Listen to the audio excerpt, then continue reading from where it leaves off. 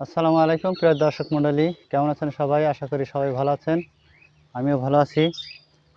আজ শুক্রবার, ভাবলাম ছোট্ট একটি ভিডিও করি। ভিডিওটা অবশ্য আমার কাছে ইম্পর্ট্যান্ট, এবং যারা নতুন হাউস করতে চাচ্ছেন, বড় করে পাকা হাউস অল্প খরচে, তাদের জন্য মূলত এই ভিডিওটা। আমি অনেকগুলো হাউস নির্মাণ করব ভাবছি। অনেকগুলো বলতে আমি ঠিক করেছি যে 20টি হাউস আপাতত নির্মাণ করব। সেই নির্মাণের প্রথম থেকে শেষ পর্যন্ত আপনাদের সাথে পুরো সিরিজটি উপস্থাপন করব, তার জন্যই শুরু করা। তো যারা পুরো সিরিজের সাথে থাকতে চান এবং নতুন হাউস নির্মাণ করতে চান, পাকা হাউস কিন্তু অল্প খরচে, তারা আমার সাথে থাকবেন এবং সাবস্ক্রাইব করে বেল আইকনটি চাপ দিয়ে রাখুন, যেন পরবর্তী ভিডিওগুলো ছাড়লে আপনি সহজেই পেয়ে যান নোটিফিকেশনে। তো চলুন আমি আসলে কি কি করতেছি সেইগুলো আপনাদের সাথে শেয়ার করি। প্রিয় দর্শক মণ্ডলী, এটি আছে আমার ত্রিপলে হাউস। দেখুন, ছিঁড়ে একেবারে সব নষ্ট হয়ে গেছে। উপরে ছাউনি ঝড়ে, তারপরে আবার টাঙিয়েছিলাম। আবার গত রাতে বৃষ্টিতে সব বৃষ্টির সময় অনেক ঝড়ো হাওয়া বইছিল, তখন সব কিছুই আসলে ছিঁড়ে একেবারে বেহাল অবস্থা। তো এই ত্রিপল হাউসে মাছ ভালো হয়, কিন্তু এখানে টিকে রাখা অত্যন্ত মুশকিল, কারণ ব্যাঙ এবং সাপ অত্যন্ত আক্রমণ করে। তাছাড়া বাইরের অনেক সমস্যা এখানে ফেস হয়। দেখেন, এই যে বেড়াগুলো দিয়েছিলাম, কিছুদিন পর আবার নষ্ট হয়ে গেছে। এরকম আসলে অসহ্য একটা যন্ত্রণা। শুধু মাছ ভালো হলে হবে না, তো ফার্মটা তো টিকে রাখতে হবে, আর সবসময় কাজ করে তো পারা যাবে না। তাই সিদ্ধান্ত নিয়েছি, এবার যা হাউসই করব সবই পাকা হাউস করব, কিন্তু খরচ হবে কম। পাকা হাউসে খরচ আবার কম কিভাবে হয়, সেটা অনেকের মাথায় প্রশ্ন আসতে পারে। তো দেখুন, এগুলো আছে আমার পাকা হাউস। তো এই পাকা হাউসে এটাই দেখেন ঢালাই দিইনি।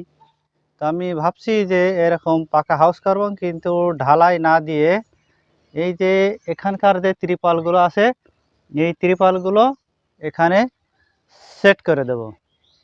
তাহলে ঢালাইয়ের এবং প্লাস্টারের যে বড় একটা খরচ আছে, সেই খরচটা অন্তত সেভ হবে। আর এখানে যে হাউস করছি দেখেন, পাকা হাউস নির্মাণে অবশ্যই ব্যাপক একটা বড় খরচ আছে। এখান থেকে শুরু করে দেখুন শেষ পর্যন্ত এই লাইনে প্রায় হবে 7টি হাউস, এবং 10 ফিট বাই 10 ফিট করে। দেখেন, এই হাউসটি আমি বেস খুঁজেছি 10 ফিট এবং 10 ফিট করে বেস খুঁজা আছে। তো এই বেস যদি আমি মিস্ত্রি দিয়ে করতে যাই, তাহলে দেখেন যে ওরা কিন্তু এই বেস খুঁজতেই প্রায় 4টে জোন লাগিয়ে দেবে। তো 4টে শ্রমিক যখন খাটবে, তখন বুঝতেই পারছেন প্রায় 2200 টাকার একটা ব্যাপার। তো আমি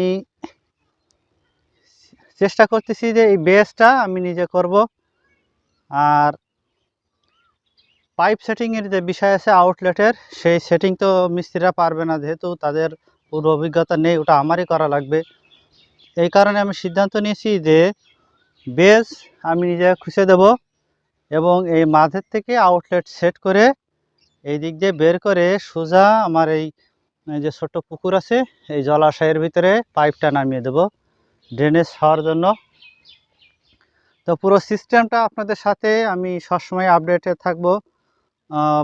প্রতিনিয়ত যখন কাজ হবে, কাজের আপডেট আপনাদের মাঝে শেয়ার করব। তো যারা ফার্ম করতে চাচ্ছেন বা শুরু করেছেন, তারা অবশ্যই চ্যানেলটি সাবস্ক্রাইব করে একটা নোটিফিকেশন অন করে রাখবেন, যেন আমার ভিডিওটা বা আমার যে কাজ সেগুলো আপনারা দেখতে পারেন। আর যারা নতুন শুরু করছেন, তারা দেখে দেখে কাজগুলো করতে পারেন। তো আসলে কাজ করতে গেলে খরচ বাঁচানোর সবচেয়ে বড় বিষয় হচ্ছে যে নিজে কিছু কাজ করা। সব কিছু যদি লেবার দিয়ে করতে যান, তাহলে কি হবে যে খরচ এত পরিমাণে বৃদ্ধি পাবে যে আপনার এই হাউস নির্মাণের যে মূলধন, সেটা কিন্তু সব শেষ হয়ে যাবে।